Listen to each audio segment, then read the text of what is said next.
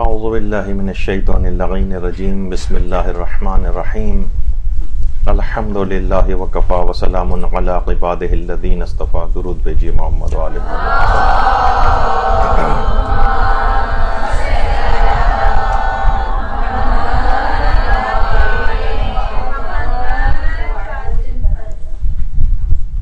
اچھا، اب ایک مسئلہ ہے کہ جو افراد تقلید نہیں کرتے اور تقلید نہیں کرتے تو کہتے ہیں کہ بھائی غیر مجتہد کے لیے تو جو ہے وہ، بلکہ وہ تو مجتہدین کے لیے بھی کہتے ہیں کہ ان کے لیے فتویٰ دینا جائز نہیں.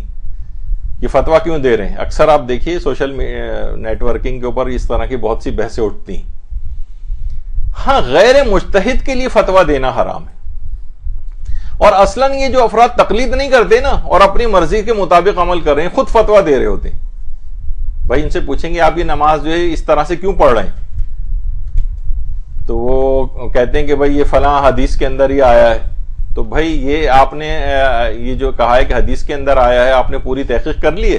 کہتے ہیں جی ہماری پوری تحقیق ہے. تو یہ ایک لحاظ سے یہ ہو گیا کہ ہم اجتہاد کر رہے ہیں اس کے اندر، اور اس کے بعد نتیجہ یہ نکل رہا ہے کہ مثلا ہم تشہد میں جیسے شہادت ثالثہ پڑھ رہے ہیں. اب اختلاف ہے علماء میں، وہ میں ابھی اس علمی بحث کے اندر نہیں جا رہا، لیکن یہ جو عام جاہل افراد ہیں یہ کہہ رہے ہیں ہم نے تحقیق کی ہے. تو ایک عالم کی تحقیق اور ایک جاہل کی تحقیق، اس کے اندر کتنا زمین و آسمان کا فرق ہو جاتا ہے. تو بہرحال دیکھیے قرآن کی آیات بھی اس سلسلے میں ہے کہ ہم نے لِكُلِّ جَعَلْنَا مِنْكُمْ شِرْعَةً وَمِنْهَاجًا، یعنی ہم نے ایک راستہ اور طریقہ ہر چیز کے لیے مقرر کیا ہے. اپنی مرضی سے انسان کوئی راستہ اور طریقہ نہیں بنا سکتا ہے. شریعت کے اندر ہر چیز معین ہے، کون سی چیز کس انداز سے انجام دینی. تو لوگ سوچتے ہیں یا نوجوان ہمارے سوچتے ہیں کہ سوشل میڈیا پہ اس طرح کی ٹامک ٹوئیاں مار کے یہ کچھ سافٹ ویئر، یا مثلا اب آج کل لوگوں کے ہاتھ میں جو ہے وہ بھی آ گیا ہے گوگل وغیرہ، کہ انہوں نے جناب سرچنگ ورڈز ٹائپ کر کے ادھر ادھر سے چیزیں نکالی اور کہا کہ دیکھیے یہ ہے نظریہ. تو اس طرح سے کوئی بھی شخص مجتہد نہیں بن سکتا ہے کہ وہ بیٹھ کر گوگلنگ کرے اور اس کے بعد، یا بہت سے نوجوان سوچنے لگتے ہیں کہ ہمارا مطالعہ بہت ہو گیا ہے، بہت زیادہ کتابیں ہم نے مثلا پڑھ لی ہیں، اور بہت بڑی لائبریری ہے ہمارے پاس، اور سافٹ ویئر سارے ہمارے پاس حدیثوں کے ہیں، رجال کے ہیں، ہم خود سے ہر مسئلہ کا حل خود نکال سکتے ہیں، ہمیں مجتہد وغیرہ کیا ضرورت ہے. جو تقلید کرتے ہیں بعض اوقات وہ بھی اب یہ کہنے لگے مجتہد نے یہ والا فتویٰ غلط دیا ہے، یہ دیکھیے یہ حدیث کے خلاف ہے. ارے آپ اپنی علمی حیثیت اور وہ دیکھیں، مجتہد کے لیے کتنی چیزوں کا بے شمار علوم کو ایک مجتہد حاصل کر کے اس کے بعد اپنے سر اور داڑھی کے بالوں کو سفید کر کے کمر جھکا کر وہ ایک فتویٰ دے رہا ہوتا ہے. کتنی چیزیں ہوتی ہیں. مجتہد دیکھیے بنتا کیسے، ایک تھوڑا سا ہلکا سے خاکہ، بعض اوقات اسے آپ کہیں گے کہ بھئی قرآن کی آیات، تو بعض اوقات اسے قرآن کی آیات میں بھی آیات اور صحیح حدیثوں کے ٹکراؤ کو دیکھنا پڑتا ہے. بعض اوقات یہ بھی ہوتا ہے کہ قرآنی آیت کچھ اور کہہ رہی ہے، صحیح حدیث کچھ اور کہہ رہی. ایک بہت مشکل سی ایک بات ہے لیکن آپ کے لیے ویسے بیان کر دوں. ایک مشہور ہے ایک بات علماء میں کہ قرآن قطعی الصدور و ظنی الدلالہ ہے، اور حدیث جو ہے وہ ظنی الصدور اور قطعی الدلالہ ہے. اس کے کیا معنی ہیں؟ یعنی قرآن قطعی الصدور، ایک ایک لفظ قرآن کا وہی ہے جو پروردگار کی طرف سے نازل ہوا ہے، کوئی حرف کا بھی فرق نہیں. لیکن ظنی الدلالہ ہے، ہم یہ نہیں کہہ سکتے قسم کھا کر کہ اللہ جو اس قرآن کے اندر فلاں فلاں آیات کے اندر، سب میں نہیں، عقائد کی جو آیات ہیں وہ بالکل واضح ہیں، اور اصول دین کے متعلق جو ہیں وہ بالکل واضح ہیں، اور کچھ فروعی احکام وغیرہ کے اندر تو ہم یہ نہیں کہہ سکتے پورا شور قسم کھا کر کہ مراد پروردگار یہی ہے جو ہم سمجھ رہے ہیں. قرآن قطعی الصدور ہے، لفظ حرف ایک ایک حرف اللہ کی طرف سے، کوئی تحریف نہیں ہے اس میں. لیکن ظنی الدلالہ ہے، ہم یہ نہیں کہہ سکتے کہ فلاں چیز کا جو حکم ہے اس میں مراد پروردگار یہی ہے اس فرعی حکم میں. جبکہ حدیث کے اندر یہ کہ حدیث ظنی الصدور ہے، راویوں سے ہمارے پاس آئی. ممکن ہے کہ امام نے ایسا نہ کہا ہو، راوی کے اپنے الفاظ ہوں، راوی اپنے کوئی پوچھتے تھے کہ آج امام نے کیا فرمایا، اس نے کہا یہ بیان فرمایا، اور وہ پھر ایک حدیث بیان کرتا ہے مثلا کوئی بھی. تو ہم یہ نہیں کہہ سکتے ایک ایک حرف وہی ہے جو کہ امام نے فرمایا تھا. ظنی اس کا مطلب ظنی الصدور، یعنی ہم یہ نہیں کہہ سکتے جس طرح قرآن کے متعلق ایک ایک حرف وہی، لیکن قطعی الدلالہ ہے، حدیثوں میں بالکل قطعی طور پر حکم میں شریعت جو ہے اکثر حدیثوں کے اندر جو ہے جو بیان ہوتا ہے اس میں یعنی پورا قطعی اور یقینی ہوتا ہے، سب میں نہیں لیکن زیادہ تر احکام میں جس میں مجتہد واجب و حرام وغیرہ کا فتویٰ دیتا ہے کہ بالکل یقینی طور پر یہ بات۔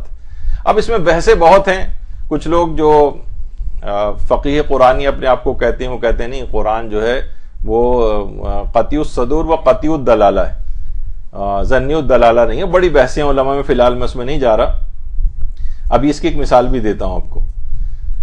مثلا یہ صفا و مروہ کے متعلق جو قرآنی آیت ہیں کہ ان الصفا والمروہ من شعائر اللہ فمن حج البیت او اعتمر فلا جناح علیہ ان یطوف بہما، کہ صفا اور مروہ شاعر خدا میں سے ہیں اور جو بھی حج بجا لاتا ہے یا عمرہ کرتا ہے اس کے لیے کوئی حرج نہیں ہے کہ وہ صفا و مروہ کا طواف کرے۔ اچھا اب دیکھیے قرآن کی آیت اگر کوئی صرف کہے کہ بھائی میں قرآن کو خود پڑھ کے سمجھ سکتا ہوں تو وہ اس آیت کو پڑھنے کے بعد کہے گا کہ صفا و مروہ کی جو صحیح ہے یہ کرنا واجب نہیں، فلا جناح کوئی حرج نہیں ہے اگر تم صفا و مروہ کی صحیح کر لو۔ اچھا یہاں پہ بھی طواف استعمال ہو، یہ بھی طواف کہلاتا ہے، صفا و مروہ کی جو صحیح ہے اس کو قرآن نے طواف کہا ہے، چکر لگانا۔ تو یہاں پر اس سے اب کوئی مراد پروردگار، اب یہ احادیث سے پتہ چلا ہے کہ نہیں یہ عمل تو واجب ہے، صفا و مروہ کی اگر کوئی شخص صحیح نہ کرے جان بوجھ کر تو اس کا حج و عمرہ باطل ہو جائے گا۔ تو مراد پروردگار کیا ہے، وہ صرف اگر صرف الفاظ پکڑے تو یہ کہے گا کہ ہے تو اس کا مطلب یہ ہے کہ کوئی حرج نہیں ہے اگر تم کر لو، اس کا مطلب ہے چھوڑی بھی جا سکتی، تو اس پہ الگ بحثیں۔ تو بہرحال بہت سی چیزیں اس طرح کی ہیں کہ جس کا یعنی اجتہاد سے وہ چیزیں مسئلہ جو ہے حل ہوتا ہے۔ یا مثلا قرآن کی آیت ہے کہ والمطلقات یتربصن بانفسہن ثلاثۃ قروء، طلاق یافتہ عورتوں کو حکم ہے کہ وہ 3 قروء عدہ رکھیں۔ اب دیکھیے اب مراد پروردگار یہاں کیا ہے، قروء کس کو کہتے ہیں؟ مثلا کوئی عورت طلاق کے بعد دوسری شادی کرنا چاہ رہی ہے تو اس کو ایک عدہ گزارنا ہے۔ عدہ کیا ہے؟ قرآن کہہ رہا ہے 3 قروء۔ آپ نے کہا قروء کیا ہے، ذرا ڈکشنری وغیرہ کھول کے دیکھیں تو آپ نے ڈکشنری کھول کے دیکھی، اس میں 2 معنی لکھے ہوئے ہیں، ایک میں ہے عورت کے لیے نجاست کا زمانہ اور دوسرے معنی عورت کے لیے طہارت کا زمانہ۔ اب عورتیں 3 نجاست دیکھ لے تو وہ دوسرا نکاح کر سکتی ہے، 3 طہارتیں دیکھ لے تو کر سکتی، دونوں میں فرق ہو جائے گا بہت۔ آپ کہیں گے ہمیں تو بظاہر یہ لگ رہا ہے کہ 3 نجاستیں دیکھ لے، تو یہ تو آپ کا اپنا خیال ہو نا، مراد پروردگار کیا ہے؟ اب بہت سی چیزیں جو ہے نا قرآن سے نہیں ہوتی، پھر احادیث ساری دیکھنا پڑتی ہیں۔ یہی ہے کہ مجتہد کا کام یہاں سے اصل میں شروع ہوتا ہے۔ کوئی شخص خود سے، یہ آپ کے سامنے چند ایک مثالیں پیش کر رہا ہوں کہ خود سے کوئی چیز وہ نہیں، غیر مجتہد کے لیے ممکن نہیں ہے کہ ان تمام احادیث کا اس لحاظ سے احاطہ کرے۔ اچھا کتنی ایسی چیزیں ہیں کہ مثلا اس میں اس کو مجتہد کو لغات کا بھی پورا دیکھنا پڑتا ہے، کون کون سے لفظ کے کتنے کتنے معنی، جیسے آپ نے قروء کے اندر دیکھا۔ اور ہمارے استاد ایک مثال کے طور پر ایک چیز بیان کرتے تھے کہ مثلا اگر امام مثال کے طور پر امام کہیں کہ تم پر واجب ہے کہ عین کو جا کے دیکھو، عین یہ نون۔ اب آپ نے کہا بھائی عین کیا چیز ہے؟ آپ نے کہیں ڈکشنری کھول کے دیکھا، پتہ چلا عین کے 70 معنی لکھے ہوئے ہیں۔ آنکھ کو بھی عین کہتے ہیں اور پانی کے چشمے کو بھی عین کہتے ہیں اور انسان کے گھٹنے کو بھی عین کہتے ہیں، کسی ملک کے جاسوس کو بھی عین کہتے ہیں، رات کے وقت چوری کرنے کو بھی عین کہتے ہیں۔ اب آپ کہیں گے بھائی عین کو جا کے دیکھو کیا مطلب ہے؟ سورج کو بھی عین کہتے ہیں، تو سورج کو دیکھیں، آنکھ کو دیکھیں، پانی کے چشمے کو دیکھیں، گھٹنے کو دیکھیں، ملک کے جاسوس کو جا کر دیکھیں، رات کے وقت چوری کریں، کیا کریں؟ ایک آدمی پریشان ہو جاتا ہے، تو اسے لغات کے اندر صحیح طور پر کسی لفظ کا کیا مفہوم ہے یہ بھی جا کر چیک کرنا پڑتا ہے۔ میں یہ سب سامنے چیزیں آپ کیوں پیش کر رہا ہوں کہ آج کل یہ نعرے بہت لگنے لگے ہیں، تقلید کی کوئی ضرورت نہیں، ہر شخص کو خدا نے علم حاصل کرنے کے لیے کہا ہے، تو آپ خود کیوں نہیں علم حاصل کرتے؟ کیوں دوسرے لوگوں کے جا کر محتاج ہوتے ہیں؟ تو ہم بھی یہ کہتے ہیں کہ جی ہاں بالکل مجتہد بن جائیے۔ ہماری تو پہلی تقریر ہی اس موضوع پہ تھی کہ کیا تقلید کرنا واجب ہے؟ تو نہیں. آپ یا تو مجتہد رکھتے ہو تو مجتہد بنے، اور مجتہد بننے کے لیے ان تمام علوم سے گزرنا پڑے گا. یہ حاصل کر رہے ہیں تو اسلام کو کوئی اعتراض نہیں کہ آپ تقلید نہ کریں، لیکن ان تمام لغات کا بھی آپ کو وہ کرنا پڑے گا. اچھا دیکھیے، غیر مجتہد حکم خدا کو معلوم نہیں کر سکتا کیونکہ اس کے پاس یہ سارے علوم نہیں ہوتے. کتنے علوم کا اس کو حاصل کرنا ضروری ہے؟ تمام احادیث فقہی کا علم ہونا چاہیے. فقہی مسائل کی جتنی احادیث ہیں، خاص طور پر جو کتب اربع ہماری، اصول کافی، ملا یاسر الفقی، تہذیب الحکام، استبصار، یہ تمام کتابوں کے اندر جتنی فقہی احادیث ہیں، مثلا ان تمام کتابوں میں جو ہماری کتب اربع کہلاتی ہیں، ان کی فقہی احادیث کو شیخ حر عاملی نے حرم امام رضا علیہ السلام کے صحن مبارک میں، اللہم صلی علی محمد و علی محمد،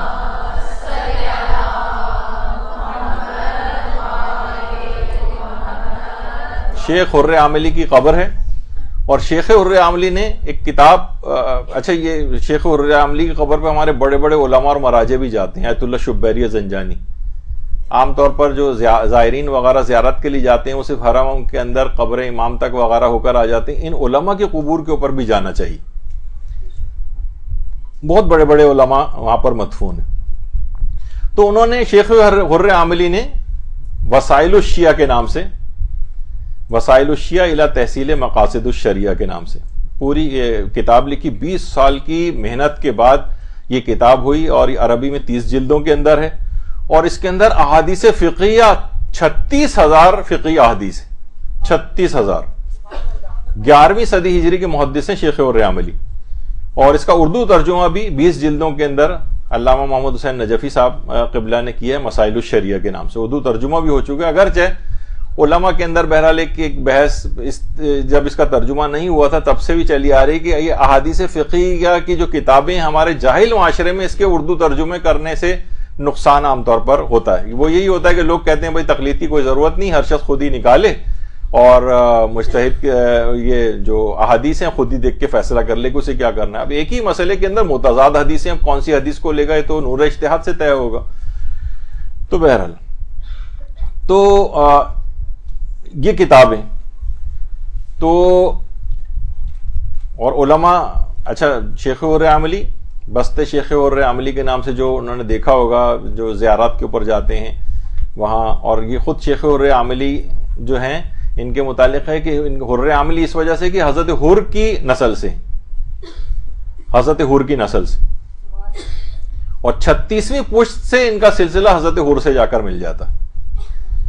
تو اور حضرت ان کے متعلق مشہور ہے یہ بات کہ ان کا جو قبیلہ تھا، حر عاملی کا جو قبیلہ تھا، آل حر جسے کہا جاتا ہے، یہ حضرت ابو ذر غفاری نے اس کا ایک آدمی مسلمان کیا تھا، اس کے بعد پھر پورا قبیلہ مسلمان ہو گیا تھا.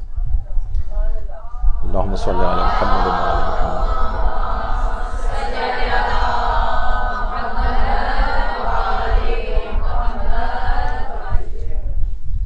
اور یہ جو ان کے ہاتھ کی لکھی ہوئی جو خطی نسخہ ہے وسائل الشیعہ کا، یہ آستان قدس رضوی آپ نے دیکھا ہوگا کہ وہاں پر جو کتاب خانہ ہے اس کے اندر بھی باقاعدہ حرم امام رضا کا جو کتاب خانہ ہے وہاں پر بھی یہ موجود ہے. اور بہت لوگ وہاں پر آ کر جو ہے نوجوان طالب علم وغیرہ اور طالبات وہاں پر آ کر لائبریری سے استفادہ کرتے ہیں.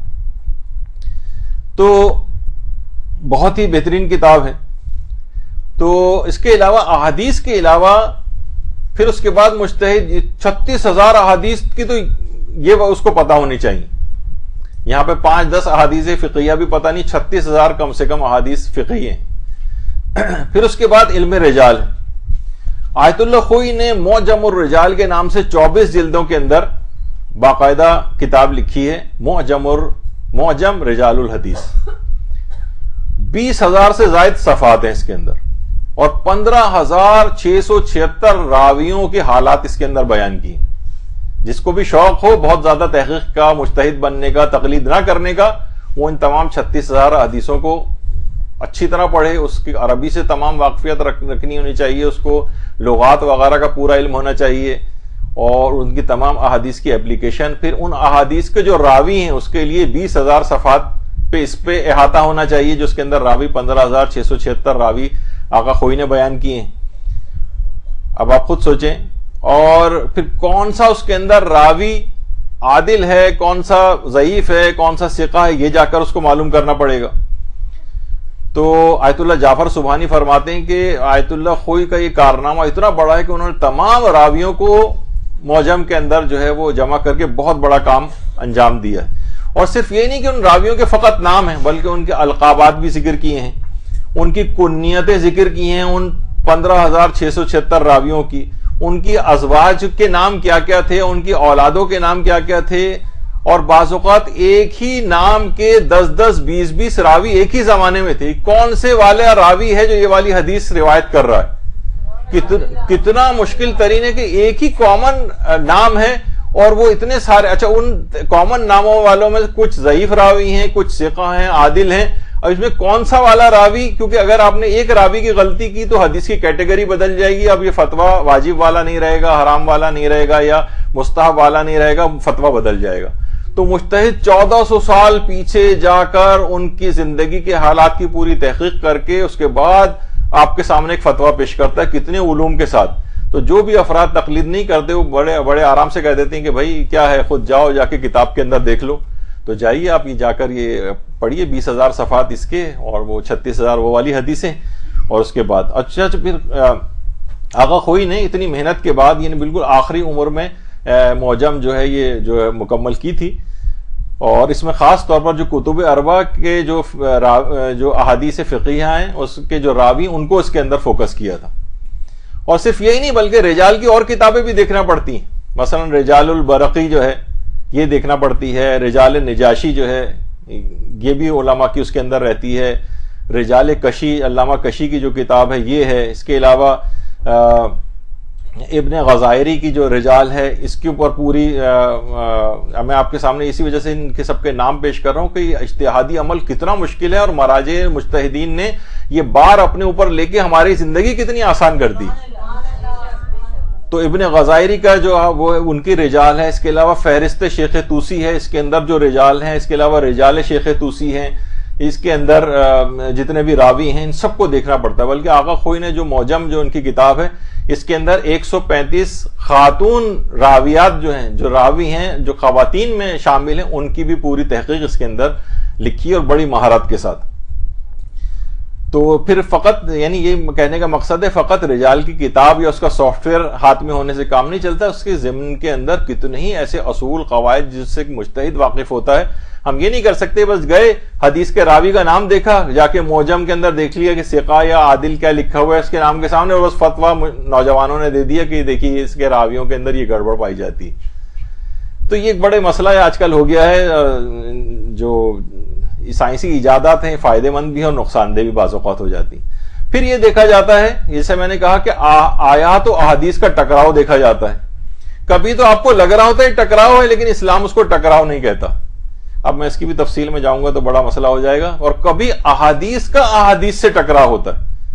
مثلا آپ کبھی اٹھا کر دیکھیں غسل جمعہ کی احادیث, کسی میں کہا جا رہا ہے کہ مثلا ان الغسل الجمعۃ واجب, بے شک غسل جمعہ واجب ہے, اور پھر وہی راوی ہیں زرارہ, وہی چھٹے امام ہیں, وہی کتاب فروع کافی ہے, اس میں سوال پوچھا جا رہا ہے مولا مستحب غسلوں کی فہرست بتائی, امام اس میں اندر غسل جمعہ کا بھی نام لے رہے ہیں.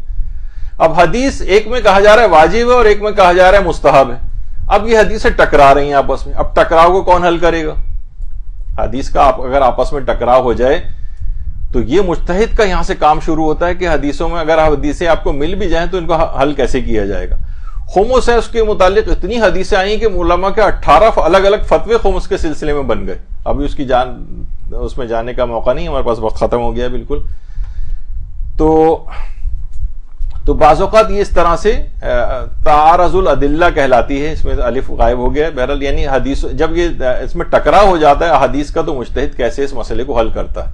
جیسے کہ اب پچھلی دفعہ ہم نے ذکر کیا تھا مور کا گوشت کھانا جائز ہے نہیں. مثلا احادیث بہت سی احادیث میں ٹکرا رہی ہیں آپس میں, کچھ کے اندر جو ہے حرام قرار دیا گیا ہے اور کچھ کے اندر اس قسم کے مسائل ہیں کہ مجتہد کے نزدیک وہ احادیث جو ہے ثابت نہیں ہو رہی تو وہ حلال کہہ رہا ہوتا ہے. تو دلائل کے اندر اس طرح کا ٹکراؤ. اسی طریقے سے مثلا چاند کے سلسلے کے اندر کہ کہیں کچھ مجتہدین افق کے قائل ہیں چاند کے سلسلے میں، کچھ افق کے قائل نہیں ہیں، سب کے پاس اپنے دلائل ہیں۔ قصر نماز کے احکام کے اندر بڑا مجتہدین کے فتوے میں اختلاف ہے، باقاعدہ امام خمینی کے پاس لوگ جاتے تھے کہ آپ کے قصر مسائل جو ہیں وہ بہت زیادہ سخت ہیں، وہ آقا کچھ اس میں آسانی پیدا کریں، تو امام خمینی باقاعدہ آنسوؤں کے ساتھ رونا شروع کر دیتے تھے۔ وہ کہتے تھے کہ یعنی حکم خدا میرے نزدیک ثابت، میں اللہ کے حکم کو کیسے تبدیل کر سکتا ہوں، یعنی جو تو اپنے تحقیق کے مطابق وہ حکم خدا نکالا ہے انہوں نے، تو یہ مجتہد صرف بتا سکتا ہے۔ تو اس کے علاوہ مجتہد کو سابقہ اور موجودہ تمام فقہا کے فتاوے اور ان کے دلائل کا علم ہوتا ہے، ان سب کے بھی دلائل دیکھتا ہے کہ انہوں نے جو الگ فتوے دیے ہیں ان کے دلیلیں کیا تھیں۔ یہ ایک بڑا ایک معرکۃ الآراء مسئلہ ہوتا ہے۔ تو بہرحال حدیثوں کے خلاف بعض اوقات کبھی کبھی اجماع ہو جائے، حدیث صحیح ہے تب بھی علماء کا اجماع ہو گیا اس کے خلاف، جب بھی ہمارے ہاں اس کو کہا جاتا ہے کہ اجماع کاشف ہونا چاہیے، یعنی وہ اجماع جو علماء کا بہت پوری دنیا بھی اگر حدیث کے خلاف ہو جائے تو حدیث کے خلاف نہیں جا سکتی، پھر علماء کا اجماع۔ دیکھیے ایک زمانہ تھا کہ جب کتاب خانے جلائے جا رہے تھے اور شیخ طوسی نے باقاعدہ نجف کے اندر حوض علمیہ کو منتقل کیا تھا، تو کتابیں بڑی تعداد کے اندر کتاب خانے جلا دیے گئے، لیکن کچھ فتاوے ایسے تھے کہ ان کی دلیلیں ہمارے پاس نہیں رہیں، لیکن سب کے سب مجتہدین اس مسئلے کے اندر وہ فتویٰ دیتے رہیں، تو ایک لحاظ سے اجماع قائم ہو گیا۔ اجماع اس لحاظ سے جب بھی ہمارے کہا جاتا ہے کہ اجماع کاشف حجت ہے، یعنی ایسا اجماع کہ جس میں خود امام معصوم شامل ہوں، یعنی امام کی کسی حدیث سے اس اجماع کا بھی اثبات ہوتا ہو۔ خیر ابھی اتنی تحقیق میں جانے کا نہیں ہے، تو اس میں دیکھا جاتا ہے حدیث کے خلاف اجماع تو نہیں، بہت سی حدیثیں صحیح ہیں لیکن علماء کا اس کے خلاف اجماع ہے، اس کو بھی نہیں لیا جاتا، اس کے الگ دلائل ہیں، چیزیں ہیں، یہ سب بھی آپ کو اگر کوئی شخص تقلید نہ کرنا چاہے تو اس طرف بھی چلا جائے وہ۔ تو اجماع آپ نے اس کی تفصیل ابھی سن لی۔ تو ٹکراؤ کو اگر حدیثوں میں ٹکراؤ ہو جائے تو اس کو حل کرنے کے اصولوں کا علم ہونا چاہیے۔ جو شخص تقلید نہیں کر رہا ہے ٹھیک ہے، جائے وہ ان تمام اصولوں کو سیکھے، اور کس حدیث کو ترجیح دی جائے گی ٹکراؤ کی صورت میں، اس ترجیح دینے کے اصول کیا ہیں، سب اس کو پتہ ہونے چاہیے۔ تو مجتہد اپنے دیکھیے درس خارج کے اندر ان تمام چیزوں کو ثابت کرتا ہے۔ آخوند خراسانی یہ وہ بیٹھے ہوئے درس خارج دے رہے ہیں، ان کا درس انتہائی دقیق ہوتا تھا، سال میں 50-55 درس ہوتے تھے، 1000 سے زیادہ ان کے طالب علم تھے، اور یہ باقاعدہ اس طرح سے بڑا دقیق قسم کا ایک درس دیا کرتے تھے مجتہدین کے سامنے یا قریب الاجتہاد لوگوں کے سامنے، ان احادیث کو ان اپنے مسائل کو ثابت کر رہا ہوتا ہے مجتہد۔ اور اب یہ درس خارج اتنے منظم ہو گئے ہیں، باقاعدہ حرموں کے صحن میں ہوتے ہیں، آیت اللہ ناصر مکارم شیرازی کا کہیں درس خارج چل رہا ہے، کہیں آیت اللہ وحید خراسانی کا درس خارج چل رہا ہے، تو انتہائی دقت کے ساتھ، یعنی بعض اوقات یہ ہوتا ہے کہ تقلید سے لے کر دیات تک کا ایک دورہ ہوتا ہے پورا، ابھی وہ دورہ مکمل بھی نہیں ہوتا کہ مجتہد انتقال کر جاتا ہے، یعنی اتنی تفصیل کے ساتھ، بہت سے تو ایسے مسائل ہوتے ہیں 6 مہینے 1 سال تک ان کی تفصیل مجتہد جو ہے دلائل کے ساتھ بیان کر رہا ہوتا ہے۔ آیت اللہ سیستانی کے متعلق کہا جاتا ہے کہ یعنی ان منفرد علماء اور مجتہدین میں سے ہیں جنہوں نے تقلید سے لے کر دیات تک کے درس خارج کے پورے 3 دورے مکمل کیے۔ درود بھیجیے محمد علیہ السلام۔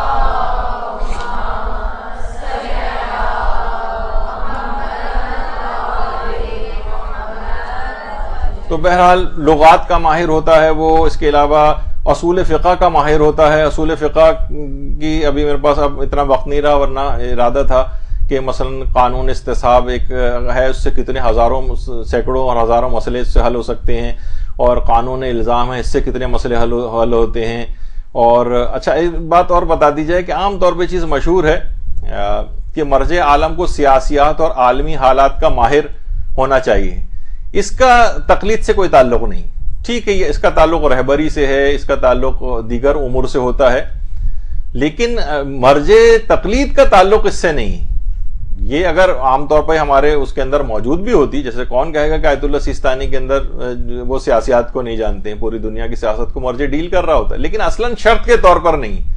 ورنہ آپ کو جو شروع میں شرطیں بتائی گئی تھی کہ زندہ ہو، عادل ہو، حلال زادہ، اس میں یہ بھی ہونا چاہیے تھا کہ سیاسیات کا ماہر ہو، لیکن وہ شرط نہیں، وہ خود بخود اپنی بصیرت کے تحت ان معاملات کو حل کر رہا ہوتا ہے، لیکن شرط کے طور پر نہیں۔ اور فقہ سے متعلق تاریخ کا بھی اس کو پورا علم ہونا چاہیے۔ بعض اوقات یہ ہوتا ہے کہ حدیث کے اندر آیا کہ پیغمبر نے مثلا گدھے کے گوشت کو ممنوع قرار دیا یا حرام قرار دیا۔ آیت اللہ سیستانی نے اس کی مثال لکھی کہ وہ جنگ خیبر کا خاص تناظر کے اندر، کیونکہ گدھے اس وقت اسلحے کی ترسیل کا واحد ذریعہ مسلمانوں کے پاس وہ گدھے تھے، جس سے اسلحہ ادھر سے ادھر جا رہا تھا. اگر وہ بھوک کے عالم میں وہ اس کو بھی اگر وہ کھا لیتے، کیونکہ حرام گوشت جانور نہیں ہے گدھا، شدید مکروہ ضرور ہے اس کا گوشت کھانا لیکن حرام نہیں. شاید اسی وجہ سے وہ پنجاب وغیرہ کے اندر اسی مسئلے پہ عمل کر کے لوگوں کو گدھے کا گوشت کھلا رہے تھے وہ. لیکن بہرحال یعنی اصلاً فقہی حکم میں آپ کو بتاؤں کہ کبھی ایسا کوئی صورتحال ہو جائے شدید مکروہ ضرور ہے لیکن حرام نہیں، تو مجتہد کو یہ دیکھنا پڑتا ہے کہ پیغمبر نے جو منع کیا تھا کیا یہ اس کی حرمت اصلی بیان کی تھی کہ گدھا حرام ہے، یا یہ کہ وہ ایک انتظامی حکم تھا کہ اگر اس وقت اس کو استعمال کر لیا جاتا، ذبح کر کے اگر کھا لیتے بھوک کے حالت میں تو اصل مسلمان وہ جنگ ہار جاتے. اسلحے کی ترسیل کا واحد ذریعہ اس وقت یہ تھی جانور تھی. تو اس کو اتنے تاریخ کا ماہر ہونا چاہیے کہ یہ جو فتویٰ وہ دے رہا ہے اس زمانے کے حالات کو اسے علم ہو کہ کس حالات کے اندر یہ پیغمبر یا امام نے یہ بات کہی تھی. یہ بھی کتنی ہے کہ 1400 سال بعد جا کے 1400 سال پہلے جا کے آپ تمام حالات اور تاریخ کو آپ دیکھیں. تو بہرحال خالی یہ نہیں، اسی وجہ آپ نے پچھلی دفعہ میں نے دکھایا تھا کہ آیت اللہ سیستانی نے صرف یہی فقط کتابیں نہیں بلکہ کتنی کتابیں ہمارے مجتہدین لکھتے ہیں، تقریباً کتنی 37 کے قریب کتابیں یا ان کی بحوث اور تقریرات جو ہیں وہ سب علماء نے جو ہے جمع کی ہیں. کتنے موضوعات کے اوپر مجتہد بے شمار مسائل کے اوپر اس کی نگاہ ہوتی ہے. تو اگر کوئی شخص لوگوں میں شک پیدا کرے کہ دیکھیے یہ جو مجتہدین ہیں یہ اپنی تقلید لوگوں کو کروا رہے ہیں اور یہ جو حکم خلاف جو اسلام کا جو حکم ہے اس کے خلاف جا رہے ہیں اور اپنی لوگوں کے اندر علمیت کو ظاہر کرنے کے لیے اپنی تقلید زبردستی کروا رہے ہیں، تو آپ نے دیکھا کہ کتنا زیادہ علوم کو حاصل کرنے کے بعد یہ اس مقام تک پہنچتے ہیں کہ ان کی تقلید ہو سکے. اور جو شخص نہیں چاہتا کہ ان کی تقلید کرے تو ان تمام علوم کو حاصل کرے. جب اس کی بھی کمر جھک جائے گی اور بھاویں کے جو بال ہیں وہ بھی سفید ہو جائیں گے تو وہ اس قابل ہو جائے گا انشاءاللہ کہ وہ پھر تقلید اس وقت تک نہ کرے. لیکن جب تک اس مرحلے تک پہنچنے سے پہلے تو تقلید ہی کرنا ہے. تو یہ ضمنی کچھ مسئلے تقلید کے لحاظ سے ہیں. شاید ایک آدھ اس کے اوپر لیکچر اور اگر کچھ مسائل باقی رہ گئے ہیں تو انشاءاللہ ہم اور کریں گے، ورنہ اس کے بعد نئے موضوعات انشاءاللہ شروع ہو جائیں گے. تو ایک ہلکا سے خاکہ آپ کو ضرور تقلید اور اجتہاد کے سلسلے میں آپ کے دماغوں کے اندر قائم ہو گیا ہوگا. تو انشاءاللہ ان علماء کی جب عظمتیں دماغوں کے اندر ہونی چاہیے کہ یہ جو بزرگ نظر آ رہے ہیں یہ اپنی تعریف منہ سے اپنی خود نہیں کرتے، انتہائی تقوی پرہیزگاری میں ڈوبے ہوئے ہیں، لیکن دوسروں کو ان کی زحمتوں کا اندازہ ہونا چاہیے کہ کتنے 20 گھنٹے تک 90 100 سال کی عمروں کے اندر 20 گھنٹے یہ لوگ کام کرتے ہیں اور پڑھتے ہیں، تب اس جا کر یہ فقہی احکام آپ کی خدمت میں پہنچاتے ہیں. وصلی اللہ علی محمد وآلہ الطیبین برحمتك يا أرحم الراحمين وصلى الله على محمد وآله الطاهرين.